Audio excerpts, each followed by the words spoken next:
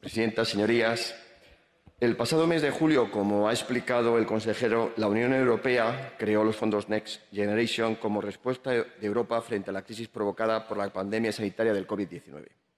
Esta iniciativa tenía como objetivo dar un soporte económico a los países miembros de la Unión Europea a través de créditos por un valor de 750.000 millones de euros a repartir entre los años 2021 a 2026. El Plan de Recuperación, Transformación y Resiliencia España Puede, diseñado por el Gobierno central, cuenta con una inversión proveniente de los fondos, como hemos citado, Next Generation, y no de Pedro Sánchez, por un importe de 140.000 millones de euros para facilitar la recuperación económica y el empleo después de la pandemia, como para una amplia modernización y transformación de la economía española. En la primera fase del plan se tuvo previsto la ejecución de casi 70.000 millones de euros en transferencias directas desde el segundo trimestre del 2021 hasta finales del 2023, a través de convocatorias, subvenciones, ayudas y licitaciones de los diferentes ministerios, comunidades autónomas e incluso con las corporaciones locales.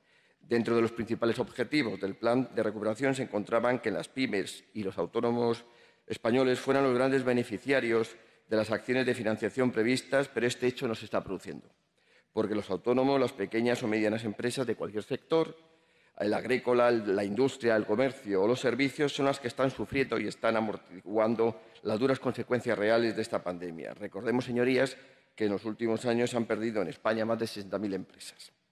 De las optimistas previsiones de crecimiento económico de la ministra Calviño a la realidad de cada día existe cada vez más distancia.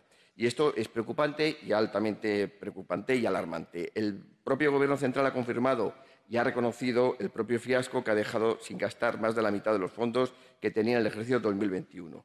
Recordemos que el Gobierno de España solo ha gastado alrededor de 11.000 millones de euros de los 24.198 millones de fondos europeos que se comprometió a ejecutar en el año 21. El balance de ejecución a cierre del ejercicio que presentó hace unas semanas el Gobierno admite aquello que era un secreto a voces, la incapacidad de los ministerios para ejecutar el grueso de los fondos europeos. El informe del área económica incide en el elevado porcentaje de autorizaciones de gasto, 91%, del reconocimiento de obligaciones, el 83%, tramitadas a lo largo del año pasado, para subrayar el tremendo trabajo administrativo realizado y maquillar de esta manera el reducido porcentaje de recursos que han terminado llegando a la economía real. Las cifras indican, no obstante, que el despliegue del Ejecutivo con los fondos europeos ni siquiera ha sido suficiente para activar todos los fondos presupuestados. Hay más de 2.000 millones cuya activación ni siquiera se ha autorizado y han dejado sin asignar más de 4.000.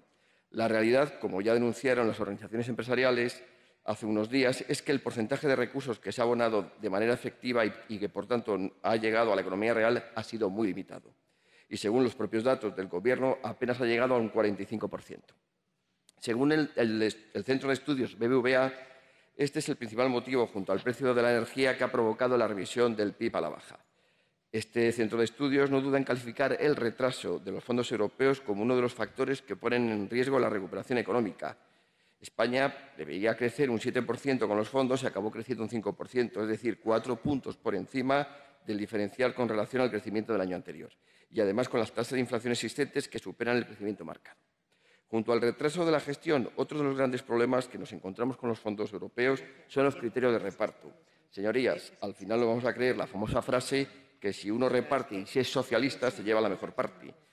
Y los criterios de reparto presentados en el caso de Madrid es un traje a medida donde Madrid siempre pierde. Por desgracia, la Comunidad de Madrid ha tenido que activar una iniciativa judicial para denunciar esta injusta arbitrariedad en el reparto a dedo de algunas partidas por parte del Ejecutivo Central de los fondos. Sin criterio alguno, le han dado una serie de millones, por ejemplo, a 4 comunidades autónomas, en el caso del País Vasco, Extremadura, Navarra y la Comunidad Valenciana, que se acaba de citar, y el Gobierno se justifica afirmando que los polémicos 9 millones repartidos son un proyecto experimental. Y yo les rogaría, por favor, a los miembros del Gobierno que los experimentos lo hagan con los madrileños, pero con gaseosa y no con los fondos.